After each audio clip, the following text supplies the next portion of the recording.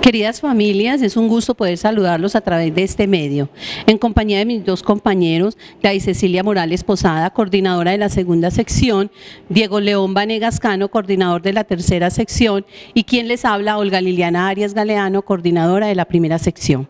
Como es costumbre en nuestro colegio, antes vamos a hacer una oración. En el nombre del Padre, del Hijo, del Espíritu Santo. Amén. Señor Jesús, ponemos en tus manos todas las familias lasallistas. Cúbrelas con tu precioso manto y que todos sus sueños y el guiar de nuestros estudiantes se haga realidad. A partir de hoy, papás, vamos a hacer un trabajo muy bonito del manual de convivencia. Son 3 secciones, hoy tendremos entonces la primera. Hoy empezaremos hablando de la ley 1620 del 15 de marzo de 2013. En ella se creó un comité de la convivencia escolar, la formación de los derechos humanos, la educación para la sexualidad, la prevención y mitigación de la violencia escolar. ¿Para qué todo esto? Para poder formar a nuestros niños y jóvenes en la formación ciudadana. Los dejo entonces con el coordinador Diego León Vanegas Cano, que ampliará un poquito el tema. Muchas gracias, coordinadora Olga. Muchas gracias a mis dos compañeras por este espacio que vamos a tener de reflexión en este momento. Y para todas las familias allá en el hogar, en donde nos están viendo, donde están observando esta primera etapa de la socialización del manual de convivencia, los invito entonces a que obremos bien como es debido y cada vez mejor. Lo importante de este acto de reflexión es que al interior del hogar se discuta por qué es importante la normalización, todo lo que tiene que ver con la parte comportamental dentro de nuestras instituciones educativas, dentro del Colegio La Salle Envigado. En nosotros tres recae la responsabilidad, que es supremamente grande, de velar por el buen comportamiento de nuestros muchachos, por guiarlos a ellos en torno a la norma. Entonces, obviamente, esto viene a partir de todos los reglamentos que hay a nivel nacional, de toda la reglamentación que se está dando por día a día acerca de las cuestiones que están sucediendo en diferentes instituciones educativas, y esto cae aquí en el colegio, esta reglamentación, obviamente por aquella falta que ha tenido nuestra sociedad de dar a nuestros muchachos lo que nosotros en los colegios y en algunos lugares en las familias no se ha podido brindar. En el año 2013 surge una norma, surge una ley. Voy a entrar en contexto con respecto a esta ley. Es la ley anti-bullying. Bullying es una palabra supremamente grande, supremamente fuerte, que está fuera del contexto escolar en el que nosotros nos desempeñamos.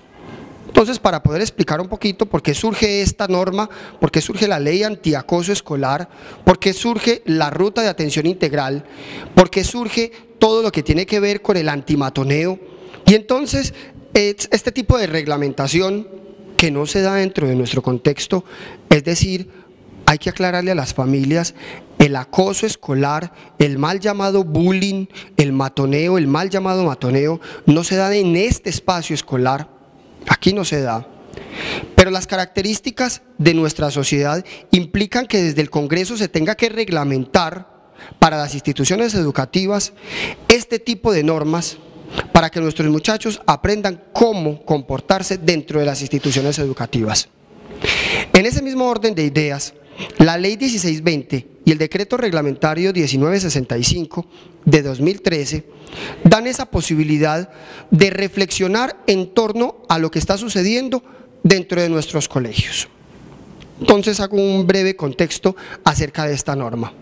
En el 2013, a inicios del 2013, finalizando el 2012, ustedes han de recordar que se presentaron algunas dificultades en diferentes colegios del contexto nacional.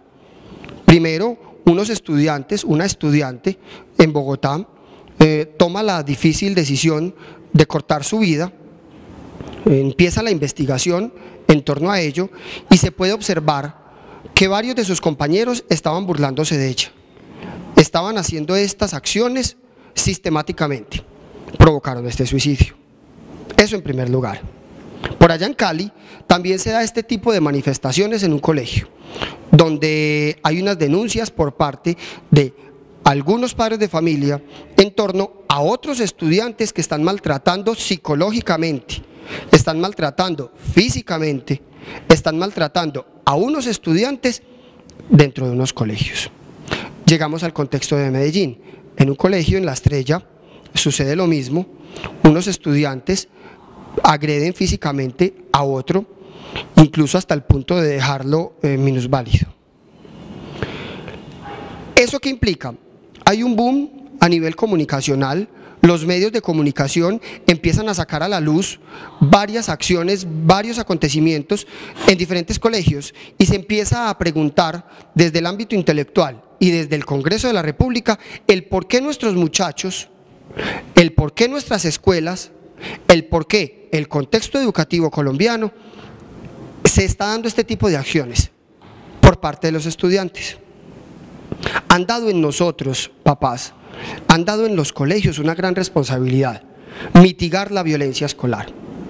Es bien complicado en un contexto violento como el que se desempeña y como el que se desenvuelve este país. Todos ustedes saben el tipo de dificultades que se dan en este país. Eso no es un secreto para nadie. Ese tipo de dificultades que se dan dentro del país se están dando dentro de los colegios. Entonces el Congreso de la República, por allá en el 2013, entonces saca una norma, saca la ley 1620. Muy difícil que una ley surja y a los pocos días surja su decreto reglamentario, pero era necesario hacerlo.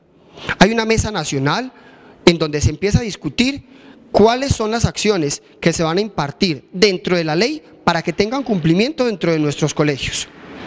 Esa ley, entonces, empieza a hacer posible la creación de una ruta de atención integral para nuestros muchachos.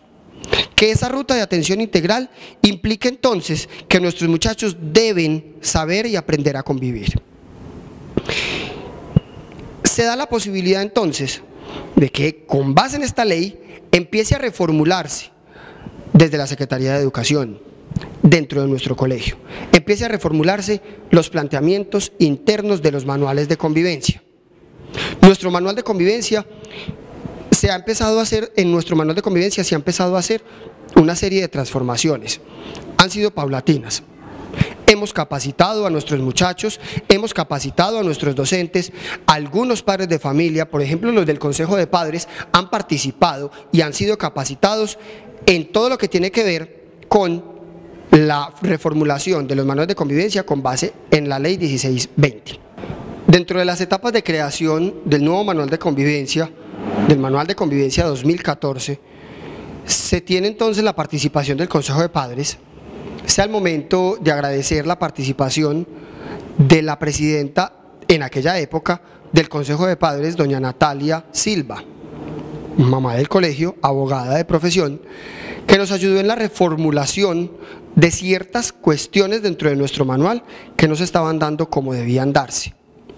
Primero, entonces, tuvimos el capítulo 6, una reestructuración del capítulo 6, una reestructuración del capítulo número 7.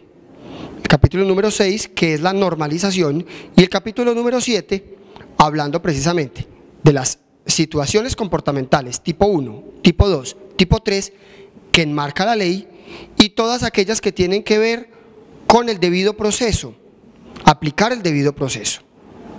Se han creado algunos formatos. En la etapa número 2 de esta capacitación que le estamos dando, de estos videos promocionales de nuestro manual de convivencia, vamos a ver en profundidad cómo se da todo aquello que tenía que ver con las anotaciones que ya no existen, las anotaciones ya no son tratadas en este colegio, las situaciones comportamentales, cómo se abordan. Entonces, en ese mismo sentido, en ese mismo orden de ideas, el Consejo de Padres nos permitió a nosotros reformular nuestro manual de convivencia. Acto seguido, después del Consejo de Padres, se tiene entonces la opción de decirle al Consejo Académico, a los maestros, cómo estaba formulado nuestro manual de convivencia. Ellos dieron su aporte, ellos hicieron algunos cambios, hicieron algunas recomendaciones y acto seguido pasamos entonces al Consejo de Estudiantes. A ellos se les socializó y se les dio la posibilidad de que observaran cómo estaba su manual de convivencia.